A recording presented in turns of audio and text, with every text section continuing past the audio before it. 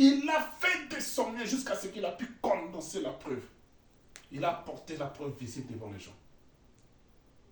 Mais il ne pouvait pas aller plus loin. Jusqu'à ce que Thomas Edison est arrivé, il a porté, inventé l'ampoule. Okay? C'est là où on a maintenant industrialisé l'électricité. Ouais. Donc, qu'est-ce qui se passe? Okay? Donc, qu'est-ce qui se passe dans ça? Donc, quand nous constatons, comme j'expliquais, bon, on ne va pas quand même rentrer dans la névrose, là on verra ça peut-être la semaine prochaine si Dieu permet, si Dieu nous garde en vie. Donc, on revient sur ce qu'on est en train de parler, sur les sept et les serments. Oui. Donc, aussi longtemps que nous sommes capables de tirer notre force de Christ, aussi longtemps que nous sommes capables de tirer notre inspiration de lui, aussi longtemps que nous basons notre vie à mon Jésus. Parce que qu'est-ce qui s'est passé? Que lui, il est réparti au Père. Il est réparti à Dieu. Il est venu de Dieu et il est réparti à Dieu. Et en répartant à Dieu, il nous a donné l'esprit. Or, l'esprit n'a pas une forme physique, comme nous l'avons. En d'autres termes, Christ n'a pas d'autres bras si ce n'est que nos bras. Il n'a pas d'autre bouche, il n'a pas une autre bouche si ce n'est que notre bouche. Il n'a pas d'autres pieds si ce n'est que nos pieds. Il n'a pas un autre corps si ce n'est que nos corps. Or, il a l'intention toujours, qui a été toujours là, de s'exprimer.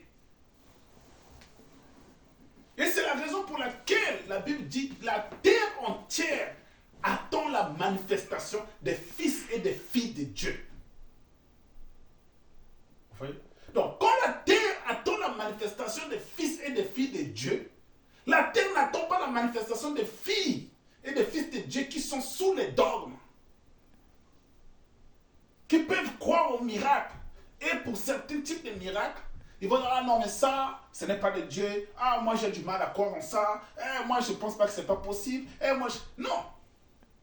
Car lui, il a dit, tout est possible. Car l'homme a tendance à penser que la démonstration de la puissance de Dieu est de sa capacité. La démonstration de la puissance de Dieu n'est pas de la capacité de l'homme. La seule capacité que l'homme peut introduire dans la démonstration de la puissance de Dieu, c'est sa foi. Et le reste, c'est Dieu qui prend soin.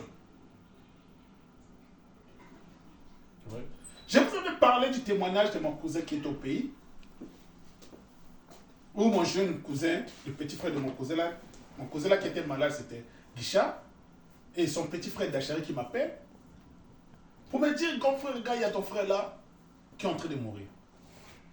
J'ai dit, qu'est-ce qu'il a? Oh non, il est parti, il était dans la villa de Owando, en souffrant là-bas parce qu'il est militaire, en souffrant là-bas, il est venu à Brazzaville pour se faire soigner, mais à l'hôpital, on n'a pas pu le traiter, on a dit qu'il reste à la maison.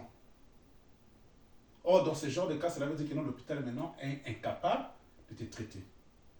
La personne qui est malade, qui n'arrive pas à marcher, qui passe son temps à chier, à vomir, il arrive à l'hôpital pour que vous le traitez. Vous dites que non, ces cas-là, nous ne pouvons pas rester seulement à la maison. Et on te prescrit des ordonnances.